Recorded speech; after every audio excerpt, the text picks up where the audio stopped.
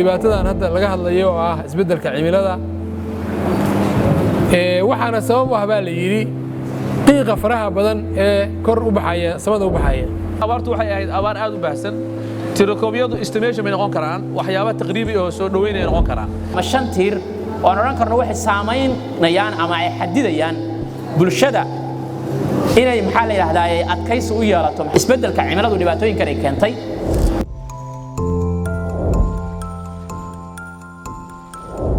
roobka markii la waayo waxa imaan karta marka abaar ba'an abaarta ba'anna maxaa ka dhalanaysa waxa ka dhalanaysa famine gaajo macluul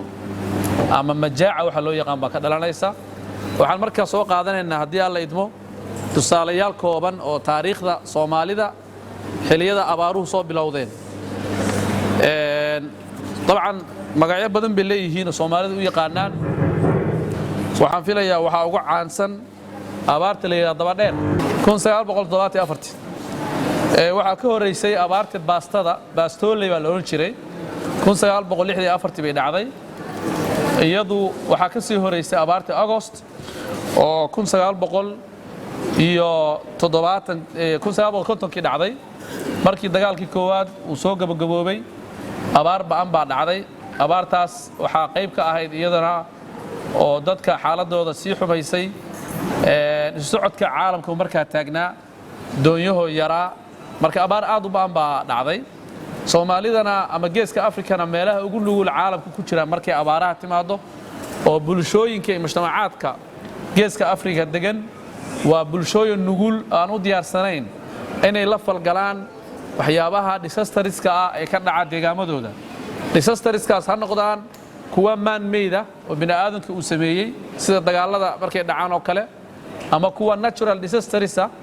oo masiibooyinka dabiiciga loo yaqaan marka uma diyaarsana gaar ahaan Soomaalidu marka waxa dhacda marka in abaar kasto timaada ay dad badan naga dhintaan xooluhu naga dhintaan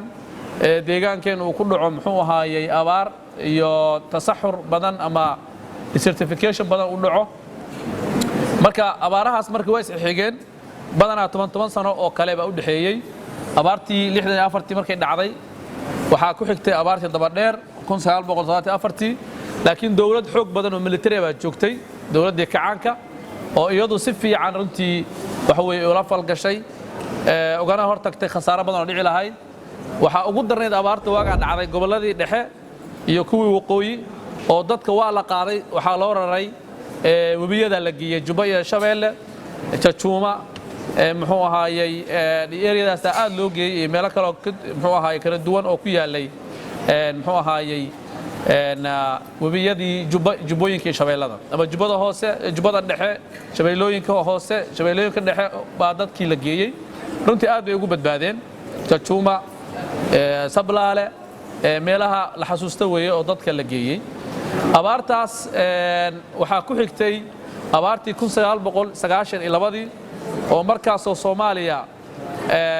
ay dagaal sokeeye ku jirtay nidaamkiina uu burburay dadka marka abaar ba'an baa dhacday waxa abaartaasi marka dadka uga sii daray wax kayda iyo cid u gurmanaysa iyo wax nidaam ma jirin marka dadka waxa isugu darsamay dagaal sokeeye iyo abaaro aad u ba'an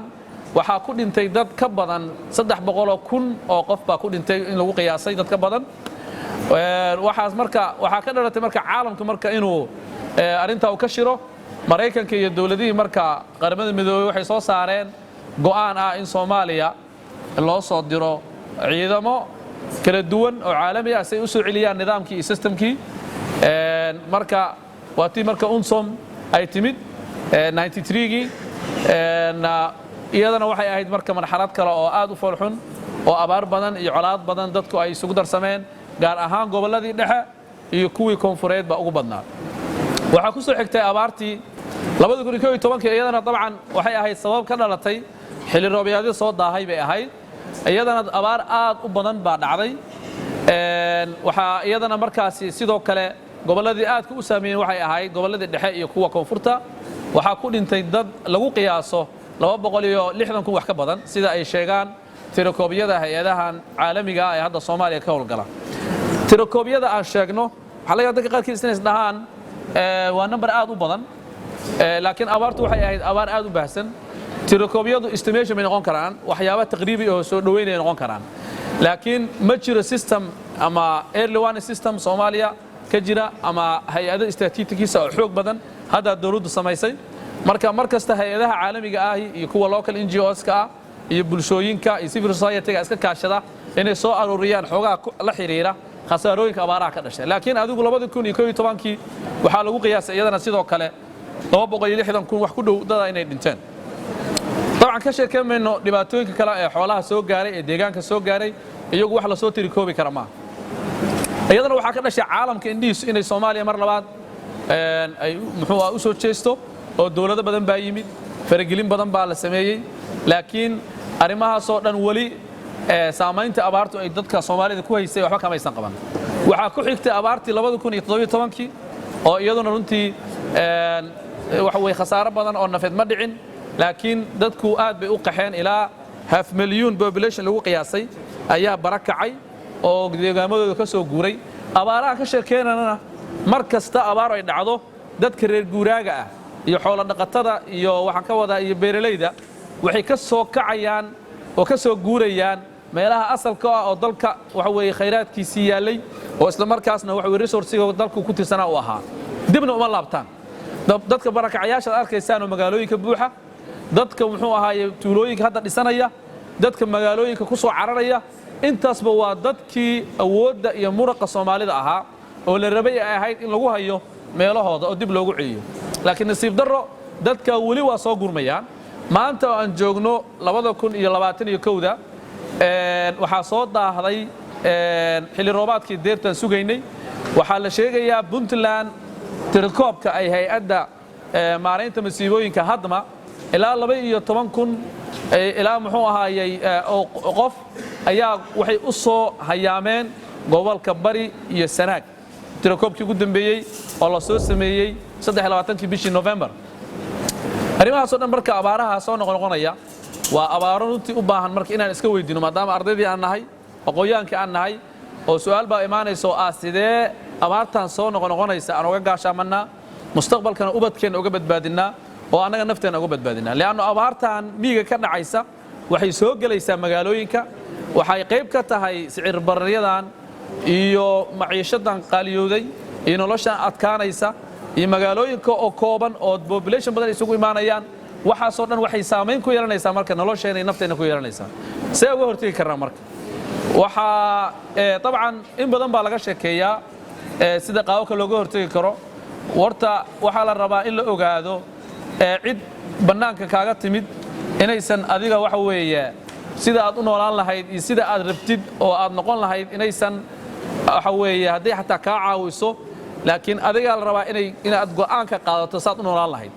saad u jiri lahayd saad mustaqbalkaaga noqon lahaa waxaad quudan lahayd maamaaba waxay ahayd qofkii aan quudkiisa haysan go'aan ma lahan marka